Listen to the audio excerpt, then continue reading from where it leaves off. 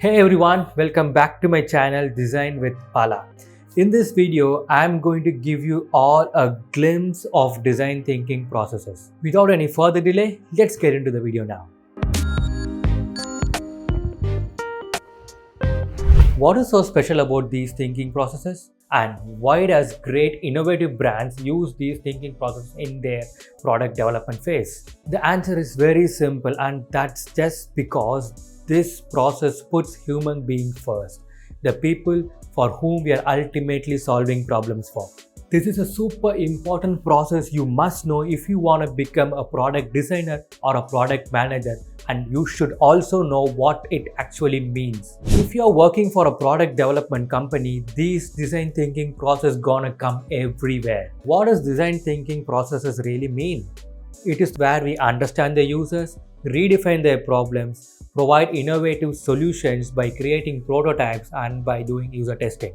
Design thinking contains 5 different stages, and they are empathize, define, ideate, prototype, and testing. The first stage of design thinking process is empathize.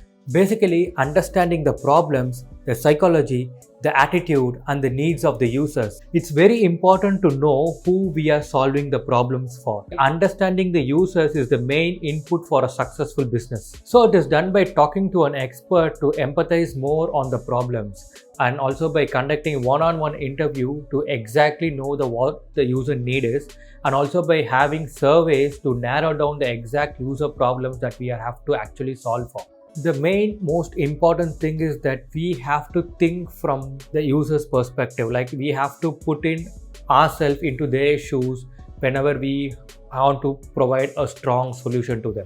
The second one is defining. So in this phase, we will be bringing out clarity and focus from the inputs and the insights we got from the previous empathize stage, to understand what exactly the problem we need to solve for, the core problem, and also we will be defining the exact problem statement for which we need to provide a solution for. So we will be doing we will build user personas.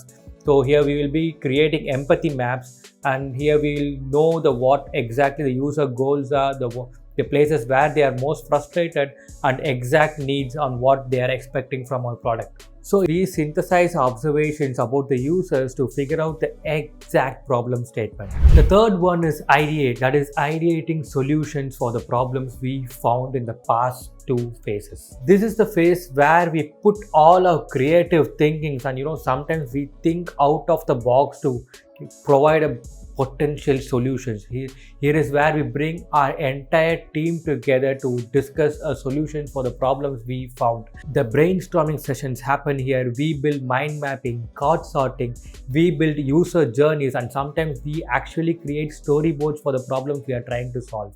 This is the stage where we bring ideas, thoughts together to match the defined problem statement we found earlier.